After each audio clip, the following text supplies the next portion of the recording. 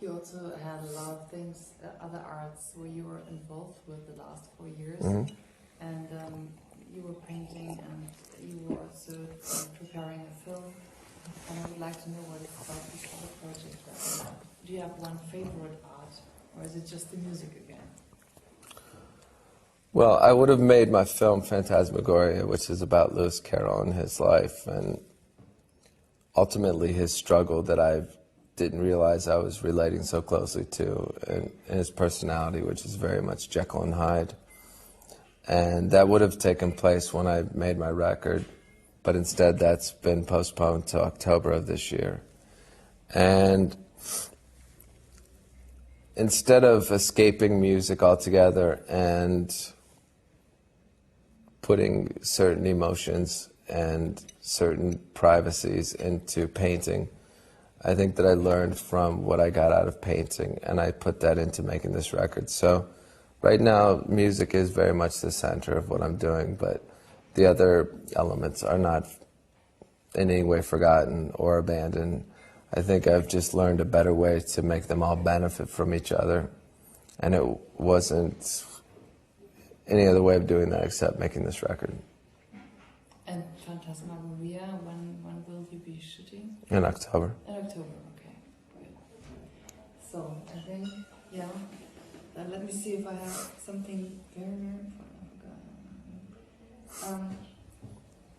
Yeah, I would like to know if you could explain Nietzsche. Does Nietzsche still has an influence on your thinking, like Übermensch? What does appeal to you in the Übermensch theory? I think that I spent a lot of time talking about philosophy in my life and in my career. And I talked a lot about a lot of metaphysical, a lot of philosophical, existential, esoteric ideas in my records.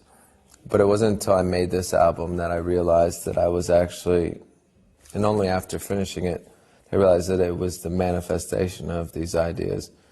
That as much as a record of mine like Hollywood was about alchemy, for example, and about, as Antichrist Superstar was about the inspiration of Nietzsche's writings, that this record, for me, was the manifestation of alchemy and the idea of the power of the human will. So I didn't set out to pick a theme making this. I actually lived the theme, and it was me finally coming to one with the things that I'd always written about, and realizing, not until after it was done, that I was getting to the point that I'd always thought I'd gotten to, but I hadn't gotten there yet. Okay, can I maybe have one last question? A short one.